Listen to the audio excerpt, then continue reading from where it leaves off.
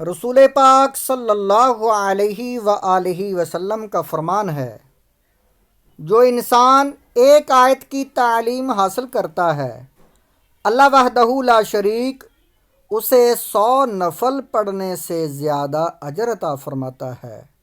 قرآن پاک کی 2 آیات 116 نمبر سورۃ بقرہ 116 نمبر اور 117 نمبر آیت، 2 آیات کا ترجمہ اور تفسیر اس ویڈیو میں بیان کی جائے گی، جس کو سننے کا اجر 200 نوافل سے زیادہ ہے۔ تو ناظرین سے گزارش ہے مکمل ویڈیو کو دیکھیں تاکہ ہمیں 200 نفل سے زیادہ ثواب اجر عطا فرمائے اللہ تعالیٰ، اور تبلیغ قرآن 92 چینل کو سبسکرائب کرنا، لائک کرنا، شیئر کرنا مت بھولیں۔ وقالوا اتخذ اللہ ولدا سبحانہ بل لہ ما فی السماوات والارض کل اللہ قانتون۔ ترجمہ کنز العرفان۔ اور مشرکوں نے کہا، اللہ نے اپنے لیے اولاد بنا رکھی ہے، وہ پاک ذات ہے، بلکہ جو کچھ آسمانوں اور زمین میں ہے سب اسی کی ملکیت میں ہے، سب اس کے حضور گردن جھکائے ہوئے ہیں۔ تفسیر صراط الجنان۔ سبحانہ، اللہ پاک ہے۔ یہودیوں نے حضرت عزیر علیہ السلام کو اور عیسائیوں نے حضرت عیسیٰ علیہ السلام کو خدا کا بیٹا مانا، جبکہ مشرکین عرب نے فرشتوں کو خدا کی بیٹیاں قرار دیا۔ جیسا کہ تینوں چیزیں قرآن پاک میں مذکور ہیں، ان سب کے رد میں یہ آیت نازل ہوئی۔ لہو ما فی السماوات، اسی کا ہے جو آسمانوں میں ہے، کسی کی اولاد اس کی ملکیت نہیں ہو سکتی، اور جب آسمانوں اور زمین کی ہر چیز اللہ تعالیٰ کی ملکیت ہے تو اس کی اولاد کیسے ہو سکتی ہے؟ نیز اولاد حقیقت میں ماں باپ کا جز ہوتی ہے، اور آدمی اپنے جز کا مالک نہیں ہوتا۔ سورۃ بقرہ آیت نمبر 117۔ بدیع السماوات والارض وَإِذَا قَضَى أَمْرًا فَإِنَّمَا يَقُولُ لَهُ كُن فَيَكُونُ۔ ترجمہ کنز العرفان۔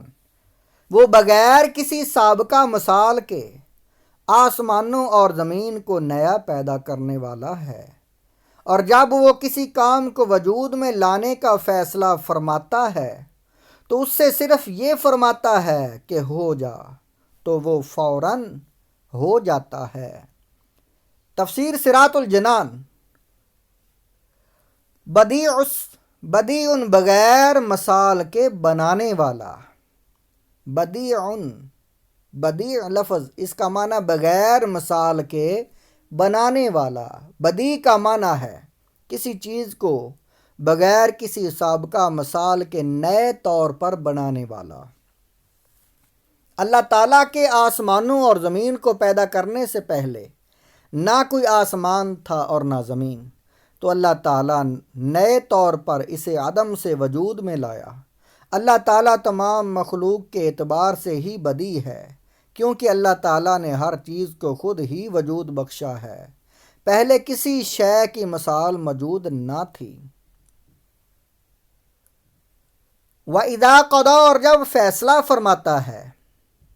فیصلہ فرمانے سے مراد ارادہ کرنا ہے، جیسا کہ ایک اور مقام پر اللہ تعالیٰ ارشاد فرماتا ہے، انما امرہ اذا اراد شیئا ان یقول لہ کن فیکون۔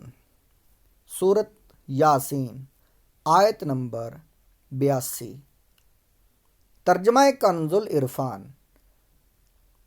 اس کا کام تو یہی ہے کہ جب کسی چیز کا ارادہ فرماتا ہے تو اس سے فرماتا ہے ہو جا، تو وہ فوراً ہو جاتی ہے۔